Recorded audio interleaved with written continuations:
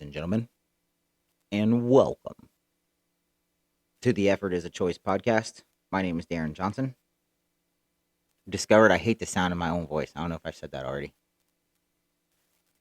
So, on today's episode, I'm going to talk about I guess somehow I'm gonna wing this into tactical awareness and story that happened to a buddy of mine that really did just change the way that I attempted to carry myself, or I guess the way I thought about even just going out and about. I think this has been a little over 10 years now since this happened. I come from a small town. I grew up a little bit further away. I guess you could say, like, I was born in Central Florida, kind of raised in the Tampa area, then moved back to Central Florida. All along the way, when you're going in middle school, high school, I think it's safe to say I might have gotten to a one or two more fights than your average kid, just because of the amount of rowdiness that my opinionated bunch of people always seem to be caught in the middle of.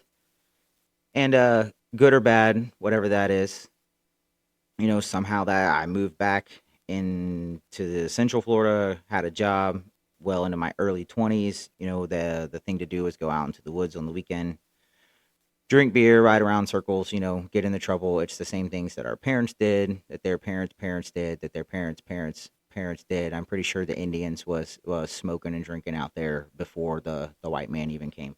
So it's a party area. It's the management area.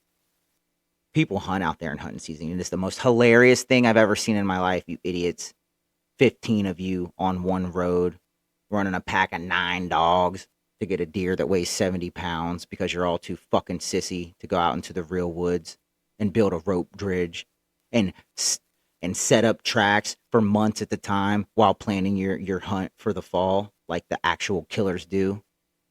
Jimmy, who is not a hunter, he's a killer. Anyway, so a good friend of mine one night, a I'm going to tell the story here, but I will say that what happened to him ultimately changed the way that I walked outside. It just changed my viewpoint on what it was I was doing, where I was going, why was I going to be there, and what potentially could have happened to me. And nothing even happened to me. Isn't that funny how, like, some of the strongest lessons that you can ever be taught in your life that God will put in front of you might be put in front of you because he's trying to save you or avoid something that you could have had to go through that could have been terrible, and all you have to do to avoid that is pay attention and listen, and then have the courage to avoid that voice you heard into action. Anyway, so I believe everything happens for a reason. A good friend of mine got stabbed in the back with a 6-inch bladed knife on a night that I decided not to ride with him. For whatever reason, I decided not to go to the woods that evening.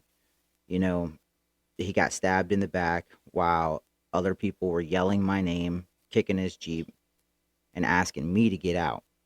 Moments, they're, yelling, Darren, get your sissy ass out the Jeep. Moments before they busted out the back windshield of the passenger side and stabbed him in the back with a pocket knife while he was sitting in the passenger seat of a Jeep Cherokee.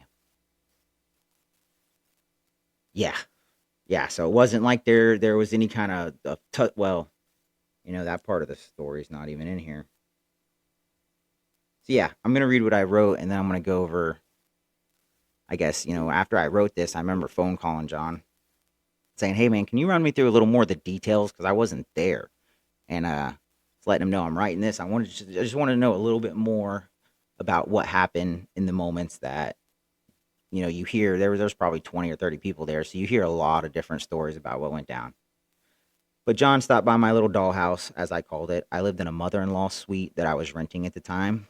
That was outside of my landlord's house. About a couple acres there. I was on the other side of it. So he had another friend of ours with him. They were both going to go ride around in the woods. John had just got a new lift kit on his Jeep, and for whatever reason that night, I opted to stay home. Maybe I was tired from work, or maybe it was just one of the moments that I rejected social activity because I didn't always like being around people. I can remember hearing the disappointment in his voice. He shook his head at me, made some kind of comment like, fine, man, You stay here, you're just gonna miss out on all the fun we're gonna have. Like, all right, see you later, guys. Oh, cold out here. So later that night, my phone began to blow up. It was shortly after 4 a.m. with voicemails and text messages about John being stabbed. I answered a phone call. I believe it was my mother checking in on me to see if I was okay. It would have been a very normal thing for me to be with him that night. With his parents just receiving the news, they were still trying to figure out which hospital that he was being transported to. I was told it was this fat, lazy kid that lived with his parents, who was a cousin of this kid that John had knocked out a couple months before. That's a whole nother story. So without hesitation and almost a blind side of rage, I got dressed immediately, ran out of my house, started my vehicle at about 4:15 in the morning and began to drive frantically to where this boy's house was. That was, this kid was probably 20, 22 years old, somewhere around there. He wasn't a kid. He lived at home. Sometime between my house and my desired destination, which was only about 6 miles, I received news that this kid had already been arrested, and it wasn't him, but it was another unidentified kid who was on parole from Alabama, who was supposedly the kid that stabbed John in the back. He was a brother or a cousin or something of the other kid that was arrested. So, side note on that, talk about some bad decisions I've made and some things that I've squeaked my way out of not being in big trouble for my entire life. Like, what was I going to do? I've had that asked me when I've told that story to, family members, or, like, what were you going to do? I was going to beat on the fucking door to his mom and dad's house, wait on one of them to come outside, and then I was going to tell them to get their pussy ass fuckboy of a son, and I was probably about to go to jail for a long time, is what I was about to do. So I stopped in the middle of the dirt road. I turned around and I headed back to my house to gather myself and find out where John was being sent to. I learned he was sent to Lakeland Regional and he was in surgery and still hadn't came out yet. His dad was already on the way there. Even in the most desperate of times, I try to practice a little practicality. So I waited until I got a phone call that he made it out of surgery before I decided to make the drive. Because the truth be told, this kind of fucked up, but I would have wasted my gas money and my time to head to a hospital, and if he didn't make it out of surgery, it wasn't going to make a difference at all either way. When I got the news he was stable, I began to head that way. Not sure what time it was. I remember that the sun had already been up for a while. It was well into daylight. Maybe it was afternoon. I don't really remember. The whole day was kind of blurry. I parked. I found out where to go. Through a maze of parking garages and hallways, I found a receptionist. Finally, they got me into the ICU room where I saw his dad and his wife. John's dad and stepmom were there waiting to see him in the room, both crying, both very upset. Soon after I arrived, they did get to go back to visit him first while I stayed in the waiting room.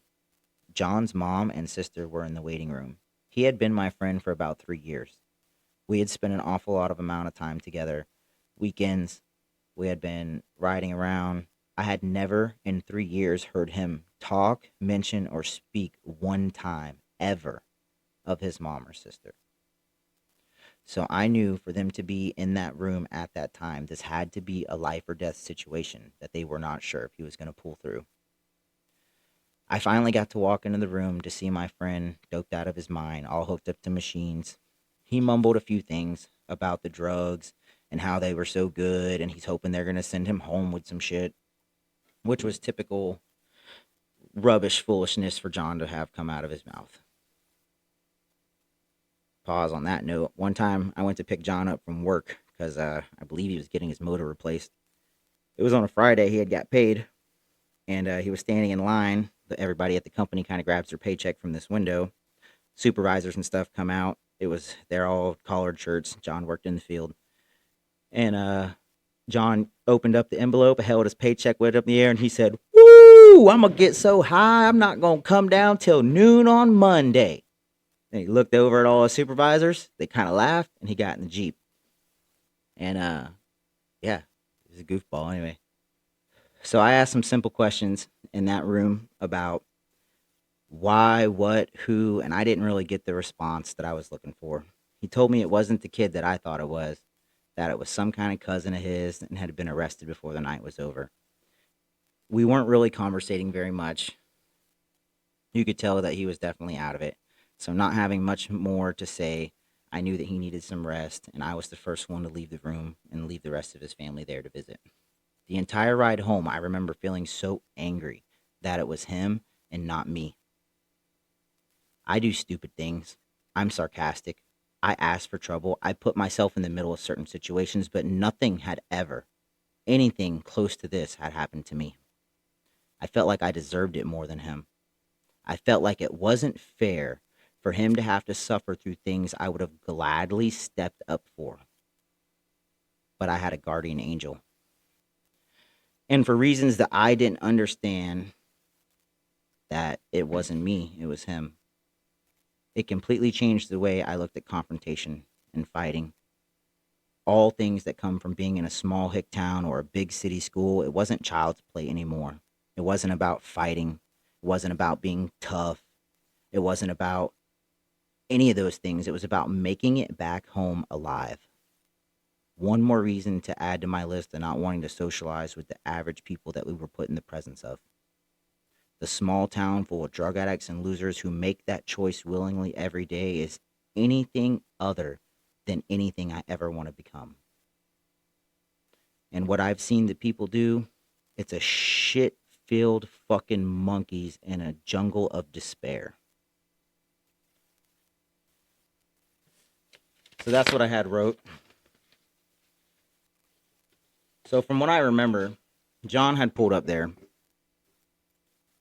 the same little hangout spot in the wildlife management area there in the small town. Some other people began to approach him 2 or 3 times that he knew was related to this kid that he had knocked out cold. Probably the only fight John's ever been in.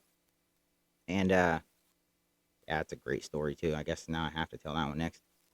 But they said they approached him a couple times. Finally, they said he kind of got jumped. Like 4 or 5 guys jumped on him. John's a big boy. He's definitely a big boy. Said he slung a kid off his back. He slung a kid here. He slung a kid here. Ran back to his Jeep, grabbed the key out of the ignition, got hit in the face while he was reaching his arm through the passenger window, unlocked his glove box, got kicked in the ribs, opened his glove box, grabbed his firearm, got kicked in the shin, pulled his firearm out and fired a shot in the air. When he fired the shot in the air, they said the 4 guys that were jumping on him, they all scattered back. Of course, right? They all ran over to his truck, the other truck, whoever the fuck else was there. John proceeded to scream, "The next motherfucker who hits me is getting a hole in them." And John's always, I think he was the first person I knew to get his concealed permit. He's very responsible gun toter. He knew the rules. He could have shot every one of them motherfuckers. Anyway, so he puts it back in his glove box. He looks at the kid he was with. He says, "Hey, man, we got to get out of here." He's like, "All right." He's like, "You drive," because, I think he just got punched in the face and shit. He didn't really want to drive. He said he was a little, I don't know if he was, dizzy or just nervous. For whatever reason, he got in the passenger seat of his own vehicle. They put it in drive. They went to pull out. They heard a shattering of glass, and he got stabbed in the back. John said he felt this. He didn't even really know he was stabbed. He said he heard the window and he felt something on his shoulder. He told the driver, "Go, go, go, go." And then he felt something warm running down his back. And then he put his feet on the dash to push his back into the seat to stop the bleeding as much as possible until they rushed him to the gas station where the driver proceeded to run inside. I'm not saying his name because he's a fucking asshole and he doesn't deserve a name. Because, yeah, he left us all out to dry a little while later. But so none of us really talked to him anymore. Kid ran to the gas station, called 911. Side note, I was airlifted about 2 months before this particular incident. So when everyone showed, they asked John, "Do you want to be airlifted or do you want to be ambulanced? You're going to go to Lakeland Regional." even though he had just been stabbed, he had enough sense to say, a helicopter ride is expensive, man. I don't want to charge me with that. Just go ahead and take me in the ambulance. So yeah, talk about keeping your bearings no matter what's going around you. I will say that that's something he's always been capable of doing. He's a goofball. And yeah, that particular incident, it changed the way I went anywhere. It changed the way, I always made fun of John for carrying a gun. I always made fun of him for trying to act like any situation like that was going to occur. And it was a eye-opening slap in the face. It was a realization of, yeah, when there's people you don't know in the equation and you're not sure what they're going to do, it had nothing to do with wanting to be anything to prove anybody anything anymore. I had lost all sense or willingness to ever want to be engaged in another physical confrontation because and even the next few that did arise in my life, it was a completely different experience. It was just hyper vigilant nerves, just like fighting for life. Literally, it wasn't like even about wanting to run into it head first anymore at all. It was like complete analyzation and defense mode to like cause the most damage with the least amount of movements. And yeah, uh, there you go. So take that for what it's worth, man. I believe everyone has an instance in their life that changes the way that they behave. Though those little instances like that can happen to teenagers or kids in their young 20s that are hanging out. That was in the middle of the wilderness having a fire. That wasn't at a bar. That wasn't at a club. That wasn't at a place where people who are intentionally trying to cause some sort of problem or situation that could occur. There was no even like chance for that, and it 100% happened. So I guess there's always a chance that you never know what you're going to run into. So there you go. Quick little small town story. Figured I'd throw in here. And little life update, man. Living in Missouri, I got a job offer to go back into the field of installation. It is a 100% travel job. So I'm treating that as it's kind of like being deployed. I attempted to go to the army about a year ago, went to MIPS, did the whole deal, everything but sign a contract. Couldn't do it, man. The leadership was weird. But if there was ever something that mimicked that in my personal life, it would be 12-hour days, 7 days a week, doing sprinkler installation on, I believe it's new construction, retrofit, I'm not sure. And every few months, it's going to be a different job site. I don't even know. They're paying me a ridiculous amount of money that I can't refuse to do this. I still believe I'm going to attain that sprinkler license here in this state, or the ability to act on that of my own per county, whatever the rules are here. And since I'm attempting that anyway, why not immerse myself back into the field? And in my part, in my opinion, the best part of it I always excelled in. It's packing up in a couple days to head out.